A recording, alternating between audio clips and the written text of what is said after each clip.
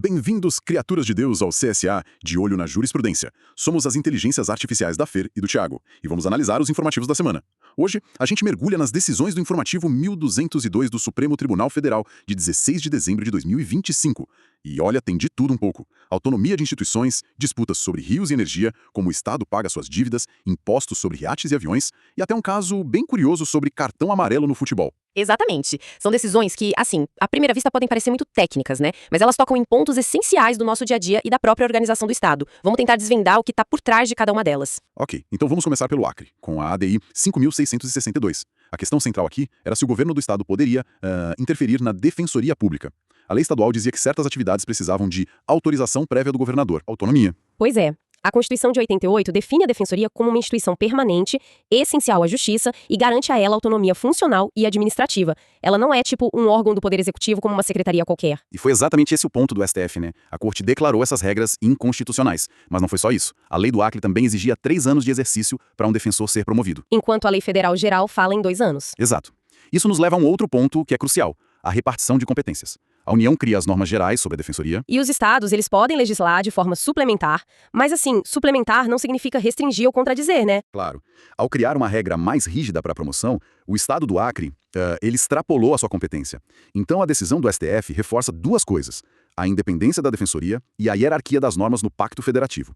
Agora vamos para Santa Catarina, onde o tema é água e energia na ADI 7.656.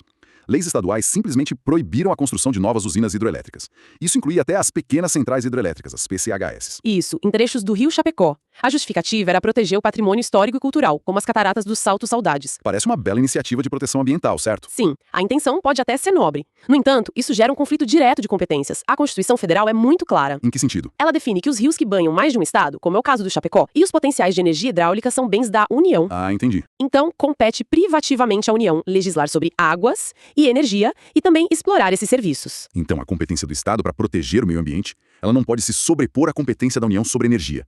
É isso. Exatamente. Vamos pensar na prática. Se cada estado pudesse vetar projetos energéticos em rios federais que passam por seu território, a política energética nacional se tornaria inviável, seria um caos. Total. O STF entendeu que as leis de Santa Catarina, ao proibir de forma absoluta, usurparam a competência federal. Elas interferiram na gestão de um bem e de um serviço que pertencem, no fim das contas, a toda a nação. Essa decisão levanta uma questão importante, né? Sobre como equilibrar a proteção ambiental local com as necessidades estratégicas nacionais. Sem dúvida. Mudando de assunto, vamos falar de dinheiro e dívidas. É a DPF 1193. A discussão aqui é se a imprensa oficial do Estado do Rio de Janeiro, a IORJ, deve pagar suas dívidas como uma empresa privada comum. Com penhora de contas e tudo mais. Isso. Ou como o governo, através do regime de precatórios. Pra gente entender a importância disso, a gente precisa saber o que são os precatórios, né? É a forma organizada como o poder público paga as dívidas que perde na justiça. Ele segue uma ordem cronológica, um orçamento. É a famosa fila. A famosa fila. A regra geral é que empresas estatais, mesmo sendo públicas, pagam suas dívidas como empresas privadas. Mas o STF criou algumas exceções. E a imprensa oficial burguesa se encaixou nessa exceção. Por quê? Porque ela preenche os requisitos que a jurisprudência definiu. Primeiro, presta um serviço público essencial e em regime não concorrencial. A publicação do Diário Oficial. Ok, essencial. E segundo, não tem o lucro como objetivo primário. O capital é todo do Estado. Pensa só. Se os recursos da IORJ pudessem ser bloqueados a qualquer momento para pagar uma dívida, sei lá, trabalhista, a publicação dos atos oficiais do governo poderia parar. Essencial. Agora, um tema que sempre gera curiosidade. Impostos. Na ADI 5.654, o STF analisou uma lei do Ceará que cobrava IPVA sobre embarcações e aeronaves. A pergunta que não quer calar. Afinal, o dono de um iate ou de um jatinho particular deve pagar IPVA? Olha, pela redação original da Constituição, que foi a base para esse julgamento, a resposta do STF foi não. Não. A Corte tem uma jurisprudência já consolidada de que a expressão veículos automotores no artigo do IPVA se referia historicamente apenas a veículos terrestres. Entendi. Então a cobrança sobre barcos e aviões foi, por isso, declarada inconstitucional. Mas aqui é que fica realmente interessante. A mesma lei do Ceará estabelecia alíquotas diferentes de IPVA para carros e motos com base na potência do motor, nas cilindradas. Isso pode? Não seria uma forma de cobrar mais de quem tem um veículo mais caro? Então o STF disse que sim, isso pode. Ah, isso pode? Isso pode. A diferenciação com base num critério objetivo do bem, como a potência, é válida. Não se confunde com uma progressividade baseada na capacidade econômica da pessoa, sabe? Isso precisaria de uma previsão constitucional específica. Certo. Ou seja, é legítimo que um carro 2.0 pague uma alíquota maior que um 1.0. Mas não era legítimo, pela regra antiga, cobrar IPVA de um avião. Para fechar, vamos a um caso que mistura esporte e direito penal, o RHC 238-757. Um jogador de futebol profissional foi acusado criminalmente. Essa história é incrível. Por ter aceitado dinheiro para, de propósito, receber um cartão amarelo num jogo, beneficiando apostadores. A denúncia foi baseada na Lei Geral do Esporte, que criminaliza atos para alterar ou falsear o resultado de competição. E a segunda turma do STF decidiu trancar a ação penal.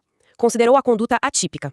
Ou seja, o fato, embora seja moralmente muito reprovável, não se encaixa na descrição do crime. Mas por que não? Ele claramente tentou manipular um evento do jogo. A intenção de fraudar parece óbvia. Sim, mas o ponto central da decisão foi a análise do impacto concreto da conduta. O tipo penal fala em alterar o resultado da competição. Um único cartão amarelo, segundo a decisão, não tem o potencial de, por si só, alterar o resultado final de um campeonato. Mas um cartão pode tirar um jogador de um jogo importante. Poderia, mas a decisão foi ainda mais a fundo. O número de cartões era apenas o sexto de 7 critérios de desempate. Nossa. A chance daquele cartão amarelo específico decidir o campeonato era, assim, remotíssima.